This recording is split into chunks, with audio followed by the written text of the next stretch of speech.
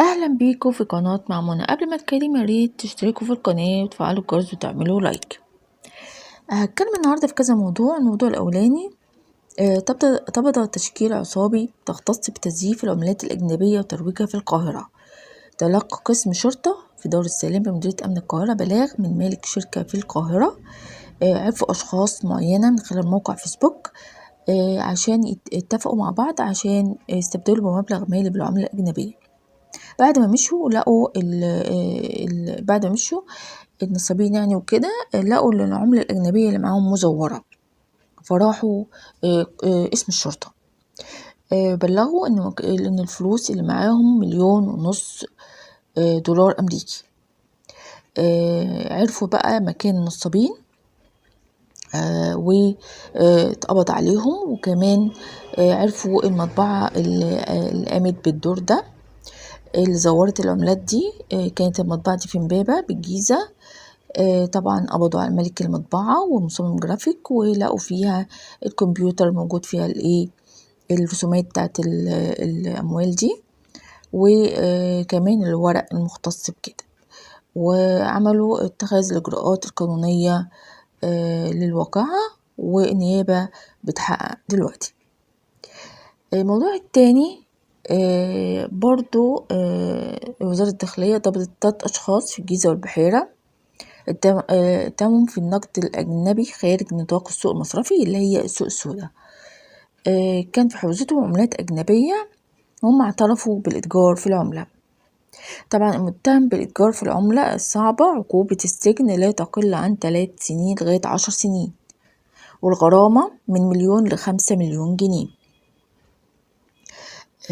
فطبعا الحاجات دي كلها بتضر بإيه؟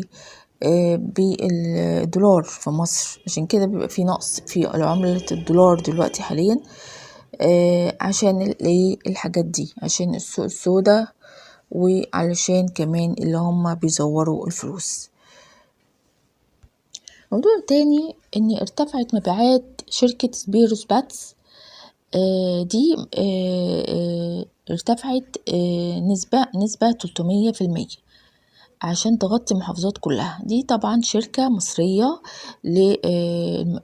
للمياه الغازية، بدل يعني كاكولا والبيبسي، عشان دي صناعة أمريكية وكده. فبقى نهتم بالصناعة المصرية. ليه ما نشجعش الصناعة المصرية؟ وفعلا هي لولا المشكلة اللي حصلت كده ومن قاطع يعني شركات أمريكية، لولا ما الشركة دي ما ارتفع مبيعاتها. دي حاجة كويسة، ويا ريت بقى الشركات المصرية كلها نهتم يعني كده ونشتري من شركات مصرية مش أجنبية. فالشركة دي بيقولوا عليها كمان المية الغازية بتاعتها البيبسي يعني والحاجات كل الحاجات دي نوعها حلو وكده. انا ما جربتهاش بصراحة، بس ناس كتير بتقول يعني عنها انها حلوة كده. انا ما بشربش الحاجات دي عشان بيقولوا عليها مضرة للجسم وكده، فما بشربهاش. الناس بقى اللي بتحبها، اللي بتحب البيبسي وكل الحاجات دي، بدل ما تجيب البيبسي وكوكولا تجيب الشركة المصرية اللي هي اسمها سبيروس باتس. في موضوع تاني كمان، ان الرئيس عبد الفتاح السيسي عمل اعفاء ضريبي كامل ما عدا الضريبة المضافة عشان تشجع الصناعة في مصر. انتوا عارفين، تخيلوا ان مصر بتستورد 650 مليون دولار ورق سنويا، و20 مليون دولار سنويا مسامير، يعني صناعات بسيطة مش معقدة. ابتدوا دلوقتي يعملوا بقى مصانع، بدل ما نستورد ورق ونستورد مسامير هيعملوا المصانع دي كلها في مصر. وطبعا ده تشجيع للصناعة في مصر، وكمان هيبقى فيه فرص عمل كتيرة في المصانع دي، في المصانع المصرية هيبقى 152 فرصة استثمارية. هيعمل مشاريع مصانع بقى مختلفة لتوطين الصناعات في مصر، واهتم قوي الرئيس عبد الفتاح السيسي في الصناعة بالذات. كمان سمعت كمان وزارة القوى العاملة مع وزارة التخطيط والتنمية الاقتصادية ان في فرص عمل 800,000 فرصة عمل سنة 23-24، يعني الشهور اللي جاية دي هيبقى في 800,000 فرصة عمل.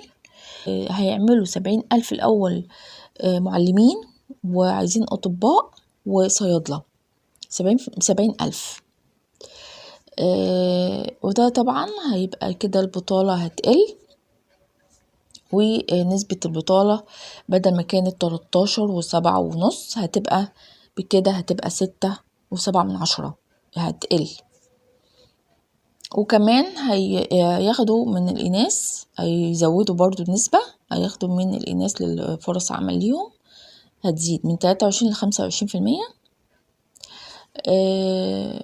ودي فرصة يعني، بقول للناس اللي عايزة وظيفة يعني شوفوا وزارة القوى العاملة، هتلاقوا الفرص العمل دي تقدموا فيها. وبكده خلصت الحلقة. يا ريت تشتركوا في القناة، تفعلوا الجرس وتعملوا لايك.